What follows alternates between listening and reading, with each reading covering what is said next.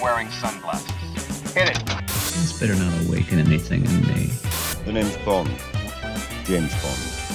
Some days you just can't get rid of a bomb. I'm responsible for my own happiness. I can't even be responsible for my own breakfast.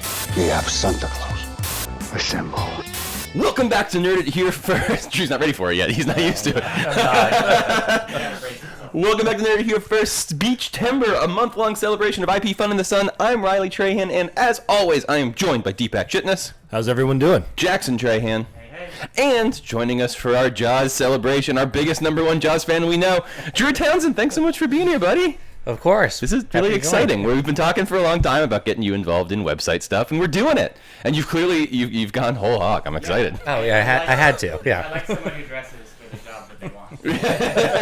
So we're going to talk all stuff Jaws as a part of our Beach-tember celebration. But before we jump in, we just want to do some quick housekeeping to remind everybody what's going on. So this is early days in September Beach, but all September long you're going to be getting episodes from us that look a lot like this, where we're talking about IP stuff that we love that takes place at the beach. We just sort of thought it would be a fun way to wind down summer and sort of start the new era of Nerd It Here First, where you're hopefully going to be getting a lot more content like this from us a lot more often. So we're talking Jaws.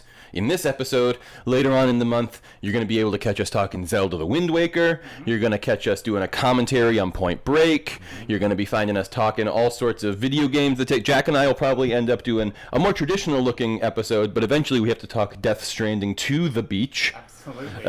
It's a weirdly prominent tonight. So we've got all sorts of beach stuff coming all month long. You don't want to miss it. So... this is your opportunity. Head over to NIHF.com and type in your email address when the subscription button pops up. You can do it for free, and that'll send all of our stuff straight to your email whenever it goes up, so you never miss anything. Or, if email's not so much your speed, you can head over to YouTube.com, where you can subscribe to our stuff on YouTube, and you can get all of our stuff on social media at Nerd Here First on TikTok, Instagram, Twitter, Facebook, etc. So there you go. That's housekeeping done. We don't want you to miss any September Beach. But now, let's talk Jaws. Let's talk about sharks. Let's do it. Is Jaws the biggest, like, kind of beach thing? Like, in terms, like I feel like people talk about, like, oh, I couldn't go back in the ocean after I saw Jaws. Yeah. Does anything have an impact on our relationship to the beach in media as much as Steven Spielberg's Jaws? No. I don't think anything even comes close, Yeah. to be honest. Yeah. Unless there's a great tsunami movie that I'm not thinking of. Well, so Deepak, as our film historian, can you give us some context on sort of what Jaws did, both for Spielberg's career? I mean, we talk about it as like the first blockbuster, but in terms of like kind of how it changed movies, how it moved the needle towards things like Raiders, that sort of maybe streamlined, perfected that formula later. Yeah, so we all know that Jaws was a notoriously difficult movie to make. Spielberg had already made a couple of much smaller movies. When he got the script that was adapted from the Peter Benchley novel, he decided to go ahead and make it, and the shark, of course, notoriously didn't work, and that's why you barely see it in the movie, but inadvertently, that's what is so memorable about the movie, is that it hides the shark from you as much as possible, and it's the threat of the shark that is really more prominent than the beast itself. But anyway, when the movie was finally made and it was ready to go out, normally, movies were distributed in like a city-by-city rolling basis, similar to what you see with like independent movies these days. And this was the first time that in the middle of the summer, the studio said, we're just going to release it simultaneously in several markets. Mm-hmm. And rather than wait for word of mouth to build up over time, we're just going to have it drop. And that is now, of course, the model for theatrical distribution on any summer blockbuster or any wide release at any time of year. I mean, opening week and opening weekend is such a huge metric. It's crazy to imagine a world where that's not supposed to make like 50% of your money. Yeah, and it traces all of that, its origin, back to the release of Jaws 50 years ago this summer. And the evidence holds up in the historical record when you look at the box. Like, if you're a person like us who will occasionally look at like historical box office numbers and dig into the past, you can see that like pre and post Jaws are entirely different conversations, right? Like Wizard of Oz made all its money like going one theater at a time, traveling around the country for like and it was 3 in years. Theater, yeah, exactly. It was in theaters for a long, long time. Right. Whereas Jaws just opens, and now there it is, and you can go see it, and it's just so much money coming in all of a sudden. I think it really... And they'll still do the re-releases. It'll still get the home video releases. One of the best-selling movies on home video of all time. across whatever VHS or even before that, all the way up to 4K disc now. I mean, it helps that it's a very good movie. Yeah, Pretty good. It's not bad. Did you all see this interview that Spielberg did recently for the 50th, where he said he like finally sat down and watched it for like the first time? No, I didn't see He was like, "Good." That's my take. I did it, actually. He was like, "It's a good movie." That's really funny. Yeah. I mean, I can see how when you work so closely with something like that, you could get kind of sick of it. Like, you probably don't have any interest in watching it Yeah. until, like, so long passes that you forget a lot of it. But, or that, you know, you can heal from the trauma of it. well, that also. Yeah, he was saying that was the hardest part, was he couldn't watch it because it brought back all of that. Yeah. I'm sure that just like seeing every scene, you just instantly remember like all the difficulty you had to deal with on that day, or all the pain, or just even like stuff that was going on in your life. Not even beyond the pain in the ass nature of making a movie. But yeah, no, funny that he was like, yeah, 50 years later, I could like just sit down and watch it, and it's pretty good. But it is pretty good. I mean, contains maybe the best shot in movies. Which one are you thinking of? The dolly zoom. Yeah. When he realizes the kid's getting eaten by the shark Yeah. on the beach. Yeah. It's the vertigo shot. Yeah, it is a good dolly zoom for sure. Some really good performances in the movie, some really good cinematography, some really interesting camera work, some really long, like deceptively long shots that aren't like showy or. Oh, absolutely, yeah. Like when, I mean, even the crowd work, and like so many people are involved in all of these scenes where the whole town is like rioting up against this, and when you actually time it, I remember having a similar experience. I was like, this shot's been going on for a minute. Yeah, right. One of the 5 or 10 most well-edited movies ever made. Mm-hmm. Maybe the most iconic theme song or theme music Yeah, that should be mentioned. in cinema history. Is it this or Star Wars? 2 notes, Yeah. really. You hear that? You immediately, yeah. Everyone knows what it is. People just associate that with sharks. Yeah, That's Beyond it even has the transcended. Yeah, that's why in the 5th grade I signed up to play the cello. So that you, so you can can do play that. the Jaws Was theme. because the guy who came, he was like, he didn't work at our, I mean, he was the strings teacher, but he didn't like work full time at the school. He like, I assume traveled around and was like the strings teacher for the county or whatever, right? I can't imagine that there's so many kids who want to learn how to play string instruments at one school that he ever had a full time gig. But he came to our school, and in the 5th and the 6th grade, but those were still elementary school where I went to school, and he would, you know, sort of show up and say, hey, in the 5th and 6th graders, if any of you are interested in doing any of these string instruments, you know, why don't you check them out? And he'd pick them up, and he'd play a little ditty on all of them to sort of give you a sense of what they were like. And on the cello, he did the Jaws theme, and I was like, yes, sir. And then I'd say a month and a half later, I shattered my leg. And was in a cast for 13 weeks and could not get this. Hard to play the cello when you're in a cast up to your pelvis. So I didn't do a lot of cello playing. But I signed up for the cello because the Jaws theme is so compelling. And never worked. Yeah, right. I'm just. You would be scoring the Jaws reboot. Yep. Yep. Well, the Jaws reboot. What? Are we ready? Let's talk about it. Yeah, why not? Do it. Well, but this is the thing, right? We were yesterday off mic, we were sort of starting to get into this conversation of like, Drew, you went through and you watched all 4 of the Jaws movies. Yep. And we're going to ask you to take us through that experience in a little bit here. But we sort of remarked on, there are 4 Jaws movies. There's no Jaws reboot. Right. There are Of that. 4 Jaws movies. They all were made in a pretty contained timeline. And there's not really been a modern effort to go back to them. There's not really ever seemed to even be like murmurings of it or anything. And Universal certainly doesn't exactly have like an overwhelming amount of IP to draw on all the time. I mean, they take their different shots, but they're sort of, you know, getting by on Transformers and Fantastic Four to a large extent these days. And it would seem like a Steven Spielberg. Neither of those are Universal. Who does I'm just thinking of because they're both in the theme Fantastic Four parks. is Fantastic Four is Disney, obviously. What was the first one you Who said? said Fantastic Four? You did. It's a Fast and Furious. Fast. Oh, I thought you said Fantastic Four. Sorry. What was the first one you said? We have it on camera. I was going to say, Bruno's going back.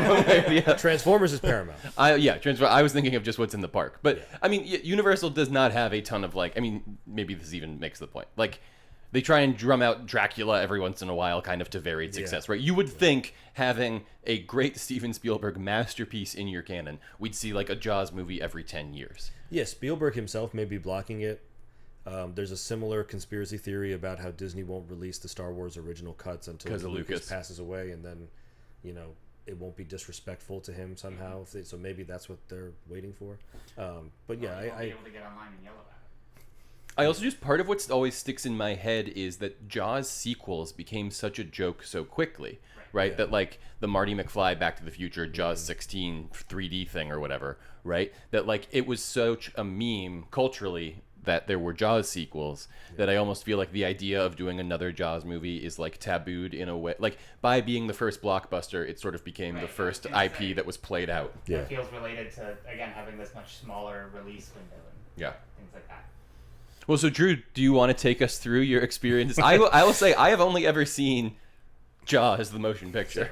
I think that's also true of me. Sure. You want to just summarize what's Yeah, going well, on in these I would- sequels What'd and you what's. think of them? Yeah, I would love to Yeah. hear what you thought of them. What, So yeah. first one, obviously standalone, amazing, great movie. How long had it been since you had seen? Oh gosh. Because Deepak, Since- the last time yeah. I watched Jaws was when you and I talked about it with our friend Tanner Johnson on Shifting That is Expectations. the last time for me as well. Yeah. And that was a couple years ago. That was like around the was- pandemic. Yeah, like 21 maybe. Yeah. So, Jackson, when's the last time you checked in with our good buddy Bruce the Shark? It was certainly in the past, like, I'd say 3 years. It's not very recent, but it is more recent than a lot of Spielberg's. Sure. Put it that way. And before this rewatch project of yours, Drew, was I mean, I knew that you liked the movie Jaws, I guess, but I was like, I don't know, Yeah. we've known each other forever. I just like, it was one of those things. I was like, oh yeah, Drew likes Jaws. What was your relationship like to that movie, to like the title, to the property, all that, just in the abstract? Before I was like, hey, we're doing this beach podcast. Do you want to talk about Jaws? So I watched it first. Gosh, it was like 14 probably, before summer camp one year, and that was the last time I actually watched it before last week when I rewatched all of them. Okay, cool. So second Yeah, screening. and the sequels probably shortly after that. But again, it'd been over a decade since But you had seen the sequels before. I had. Okay. Yeah, unfortunately. Get it. Yeah, and rewatching them. I mean, you got the second one, same storyline, pretty much. Pretty good. Jaws 3 tried to capitalize on that 3D phase that was going on then. Yeah. Thing. Yes. Which Yeah, is and- pretty early. I mean, I guess I don't know. How long It's- were 3D movies a thing? 3D movies go back to like the 40s and 50s. It's Really? the blue and red kind of glasses. Oh, sure. It's the very rudimentary. Then Avatar comes along, or even before Avatar, there's Monsters vs. Aliens and stuff. They do like the real D. The 3D. digital 3D. Yeah.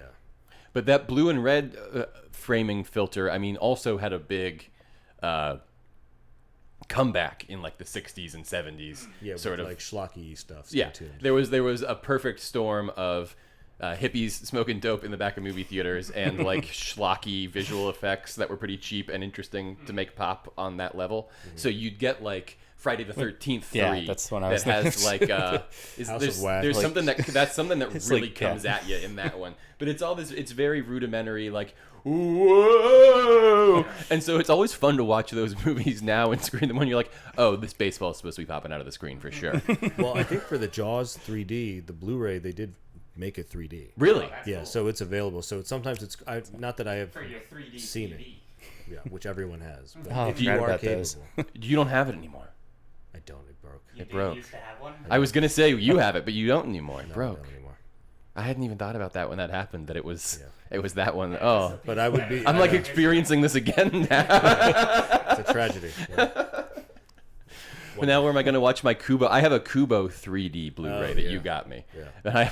And if I ever have the opportunity, I'm watching the shit out of this. But it's one of those things where, like, for a second, it seemed like they had figured out 3D technology. It was going to be an all-our-home entertainment. Like they were going to make the move to watch 3D stuff. And it was around the Avatar time, kind of what you were Well, talking Avatar about. was the big boom, right? Right. And then within a few years, it fizzled because people realized that they don't like the glasses and it causes a headache. Yeah. And there's so much hardware and maintenance. So, if and when it ever gets to a point that like Avatar 7 introduces passive 3D, which is you don't need glasses, it's just Right. based on where you are in relation to the screen, there will be some perception of depth.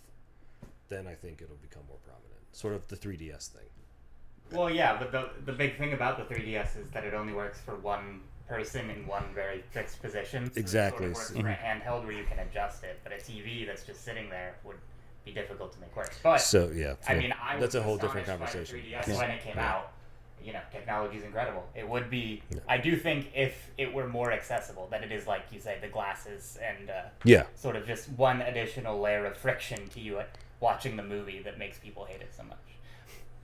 But it is interesting. I definitely associate like the third movie in a franchise being 3D as like a very A grasp. 21st century-ism. It's funny to hear that that's been going on. Oh yeah, Yeah. for sure. One The year. Bourne Ultimatum 3D. Yeah, we should go back. There should be a whole. Remember, like this was Rush like around Hour 2012. They were doing all those re-release. There was like they did Jurassic Park in 3D. They Titanic, did Titanic in yeah. 3D. They did Lion King in 3D. Phantom Menace. They should do the threes. That would be better to go Tokyo- back and post fit all the three. Tokyo you Drift. do Ocean's 13. Ocean's 13, Tokyo Drift. Those are both good ones. There was Aliens there was 3. that one summer. It was Spider-Man 3, Shrek 3, Oceans 3, Yeah. Pirates 3, Yeah. Bourne I would watch 3. Shrek 3 and 2. So you Rush do Hour that. 3. You do all those in 3D. Yeah. That for the 20th anniversary or whatever. Yeah. That's good. I like that. Let's start the grassroots movements here and now. 20th anniversary of We're, 2007. we're stalling because we don't want to talk about Jaws. Did anything pop out at you in Jaws 3? It did not. I also do not have a 3D TV But could anywhere. you tell so when you were watching it? Was there anything that you were like, We oh, were like, that's "This shark's supposed I to be might good." have enjoyed it more if things popped out. It might have been more going on. interesting? More to You yeah. couldn't really tell how the 3D was supposed to be contributing to the story at all. Okay, and then 4, I feel like is the one that people have heard about because it's the Michael Caine one. Yeah, the one we were talking about yesterday. Right. With Right. the Yeah. only reason he's in it is to buy a house. Right, right. Yeah, the famous quote is people asked him if he had ever seen the movie, and he said, "I had seen the house that it bought me." Yeah. Which I do appreciate an actor being that real about their motivate. I mean, you got to make money sometimes. That's basically Clooney's position on Batman and Robin, right? Yeah. Yeah. Is like one for me, one for them. Is Jaws 4 the one where Michael Caine said he was on the first page First and the page and last last page? page. Yeah. Yep. Is he British in it? I mean, he's not doing an American accent, No, I don't. but he's like in Nantucket. Well, sure, I- he's called in to deal with this perpetual shark problem. Well, so what's the bit with Jaws 4? They all kind of blurred together, to be honest. Is that the one where it's the original shark's family that comes back for revenge? Yes. Jaws the Revenge? Yep. Yeah. Yeah, that's I believe it. Yeah. Yeah, and they all sort of have those weird hokey hooks to them, Right. right? Like 2 is Brody's family, 3 I suppose is 3D. 3, yeah, and 3s, it's Brody's sons Oh, are the okay. ones trying to get this shark too. Yeah, The shark it's all awakens. about family, you know. Fast Yeah. and Furious. The family of widow Ellen Brody has long been plagued by shark attacks, and this unfortunate association continues when her son is the victim of a massive great white. In mourning, she goes to visit her other son in the Bahamas, where she meets the charming Michael Caine. As they form a relationship, a huge shark appears off the coast of the island, and Ellen's trouble with the great whites just begins. So they take it to the Bahamas. Yes, I like that. a place where sharks actually live. Yeah. They should have maybe done that earlier. That is one thing I guess that we haven't talked about that is sort of like I think the biggest lasting cultural legacy of Jaws that certainly like the author of the novel talk about and you'll see Spielberg talk about every once in a while is like our cultural like obsession with the concept of like the killer shark, Right. which just like does not exist in nature. There's no way to get this data, but I think you could like track a meaningful uptick in shark phobia and like even Oh, just absolutely. fear of the ocean. Yeah. or Yeah, anything like that. they go into that too, the 50th anniversary, kind of like a documentary, and Steven Spielberg's talking about it, about how just like the culture changed around sharks after Yeah. this movie. But Peter Benchley, who wrote the original novel, said that if he actually knew about sharks as far as what they really are like, he would never have written the book. Yeah. Just because of the effects it had. Well, not even that, just because he would have known, like, oh, this is unrealistic. But Oh. all he knew about sharks was that they're big and scary and they have sharp teeth. So why not have them come up to the beach and start attacking people? Right. Which Which is is not what they basically do. what everybody knows about sharks. Right, Is that yes, they're big and exactly. scary and have sharp teeth, and that's why it And works so now well. they have dolphin eyes because of Jaws. Yeah. Yeah. I do think it's interesting because it is like we started off by talking about, people talk about, oh, I couldn't go back in the ocean after I saw Jaws or whatever, Yeah. but it really is that idea of the shark as killer, which you'll see a news story about a shark attack every once in a while, but oftentimes, it's like sort of once in a million thing of like, if enough people go into enough. Well, and certainly there's an enormous number more human attacks on sharks than shark attacks on humans. Well, and as, not to get too political about it, but the biggest thing is people have said climate change, right? That like water is warmer in general, so like their migratory patterns have changed, and you'll get these unexpected encounters where people and sharks don't expect to be in close proximity to each other, Right. because Historically, that was not they the wouldn't case. have. Yeah. And that's like really where you'll find those sort of incidents of violence. But like when we think shark, we think, oh, man eaters, right? And I mean, behold Yeah, my the hat. whole they look scary. Yeah. It is interesting, and to your point, right? So there's no other like animal that we have just like a fictionalized version. Like the other thing we'd go to for this, and again, Spielberg of it all, is dinosaurs. Right. Right? They're Like- not real. yeah, right. We don't have like another just like perennial franchise about like the orangutan that rips your face off or whatever, right? Unless they remake Nope. I mean, I'm waiting for his fourth movie just in general. Make Nope 3D. Hey, that would be fun. Great. Yeah. I do think, obviously, we have made a lot of jokes about the perpetual sequelization and inability of Hollywood to like write original stories. Mm-hmm. When Everything Everywhere All at Once comes out, we're like, oh my god, what a breath of fresh air. Yeah. It does feel to me anyway like we're at a particular juncture of sequelizing right now. Like, I don't know if this year has been bad in particular to anybody else, but like with they just announced Spaceballs recently, and then there's also the Naked Gun, and then Air Bud just came out. Like, I feel like we're almost past the point where Jaws would be relevant enough to bring back. But with the success of Jurassic World, I do get worried that that it is inevitable. That Well, nothing can stay dead forever. I think that's fair. And Yeah. if you want to sort of transition to that point, we're going to wind down here in a second, and when we get back from the break, we're going to have a game. Jackson, we like to every once in a while check in on the odds makers Oh yeah. and see what they're saying about our entertainment space. Do any of your bookies keep odds on the possibility of future film announcements or anything like that? Could we find out there? See, and I could look into it. Okay, maybe on the other side of the break, we'll also see if we have any updates on where you can bet your money on whether or not a Jaws reboot comes in the future. I don't know if such a thing exists, but if there is, we can probably find it. All right, any final thoughts on just Jaws stuff before, like I said, on the other side of the break, we're going to be a little sillier. So did we have any sort of like serious film critic thoughts or anything we wanted to get out before we did Not that? really serious, but like, yeah, we knock all the sequels for Jaws, but they are still fun movies. I mean, Great Right. Summer, yeah. This is Great sort of Summer, the thing yeah. that you were saying when we were at the bar the other night is like, if they weren't the sequel to one of the biggest masterpieces of all time, like they would totally hold up as just like valid movies. Yeah, they're fun. Yeah. I think that's worth, like, I would definitely go check them out. I think it's worth recommending to people. Like, yeah, sure, throw I on a Jaws recommend it. too. I own them all now, so anytime you Bought want to watch them them. all? That's awesome. I love it. I was gonna ask where you watched them, but there you go. You ordered them up off the physical media machine. Cool. All right. Well, stick around. When we get back, we're gonna be doing a game about sharks.